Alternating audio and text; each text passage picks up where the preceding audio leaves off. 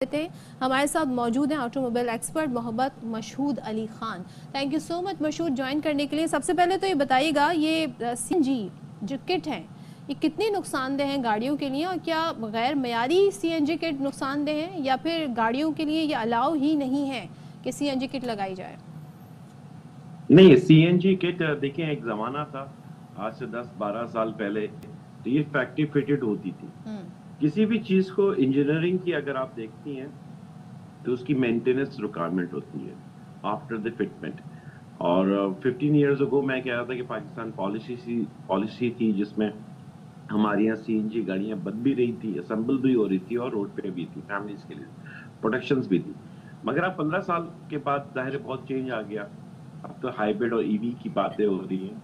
तो यहाँ पे जितनी भी रोड पे गाड़ियां हैं इनकी मेंटेनेंस इज इम्पोर्टेंट। हम अपनी फैमिली के साथ अगर ट्रैवल कर रहे हैं तो गाड़ी की मेंटेनेंस बहुत इंपॉर्टेंट है।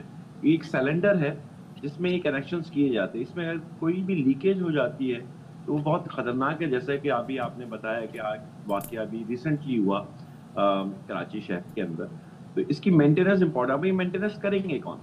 हमारे यहाँ जो वर्कशॉप्स हैं जहाँ पे ये मेंटेनेंस की जाती है वहाँ पे इसकी चेक एंड बैलेंस कैसा है कि वाकई वो स्टैंडर्ड्स पे हमने मीट आउट किया है या नहीं, ये इंपॉर्टेंट है। अच्छा मशहूद, कौन सा सीएनजी सिलेंडर मयारी है, कौन सा गैर मयारी है, ये कैसे पता चलेगा? और फिर देन अगेन सर्विस इसकी कितने अरसे बाद कराई जाए? जैसे आप फ्यूल व्हीकल्स के एवरी 3 मंथ्स पे ऑयल और आपको पता है फ्यूल फिल्टर हम चेंज करते हैं। इसी तरह से जो सिलेंडर्स हैं इनके एवरी 3 मंथ्स आपकी चेक एंड बैलेंस होता है कि इसमें जो पाइप्स लगे हुए हैं, जिसमें कनेक्शंस लगे हुए हैं, वो अप टू डेट है कि नहीं है, वो लूज तो नहीं है, क्योंकि ये ड्राइविंग इसमें कोई प्रॉब्लम्स तो नहीं आई।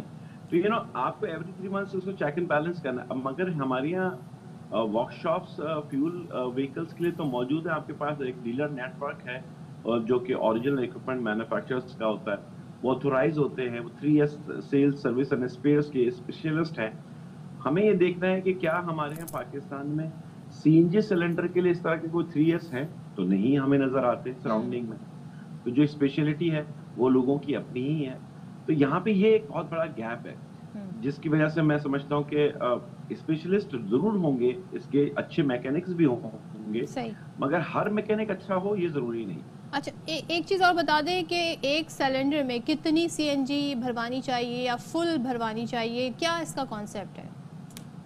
देखिए, मैं कंपैरिजन आपको बार बार कर रहा हूँ। फ्यूल व्हीकल्स में भी जब हम जाते हैं तो हम व्हीकल देखते हैं कि 30 लीटर्स का है, तो net to net brand new गाड़ी में नहीं, यूज गाड़ी की बात कर रहा हूँ, पुरानी गाड़ियों की 5 साल 10 साल पुरानी गाड़ियां होती हैं, तो हम नेट टू नेट कभी भी फ्यूल नहीं भरते। उसको भी हम 2-3 लीटर्स नीचे रखते हैं, क्योंकि जब गाड़ी चलती है तो जट्स आते हैं, तो वो पेट्रोल एकदम नेट टू नेट नहीं होना चाहिए। ये कहा, यही सिलेंडर में भी है कि आप हैंड जो सिलेंडर फिल कर रहे हैं तो आप उसको 100% फुल नहीं करते, आप थोड़ा सा रखते हैं मार्जिन। मगर हमारे यहाँ अगेन ये अवेयरनेस की बहुत जरूरत है। एक जमाने में 15 साल पहले तो बहुत अवेयरनेस दी जा रही थी इस चीजों के बारे में, स्टैंडर्डाइजेशन पे काम हो रहा था, क्योंकि अब सीएनजी गाड़ियां बन नहीं रही हैं, सीएनजी असेंबल नहीं हो रही, सिस्टम्स है ही नहीं। तो इसमें अब आज के जमाने में जिन लोगों ने ये लगाई नहीं थी, सही 10-10 साल हो गए उसकी मेंटेनेंस पे, तो उसके लिए अवेयरनेस की जरूरत है गवर्नमेंट पाकिस्तान से भी, मीडिया से भी, कि हम लोगों को अवेयरनेस दें। अगर ये पुराने सिस्टम्स हो चुके हैं तो उसको रिमूव करें, हम चंद पैसे की खातिर अपनी फैमिली का रिस्क ना लें। चलें, thank you so much Mashhood, बहुत शुक्रिया, आपने हमें इन्फॉर्मेशन हमारे साथ शेयर की।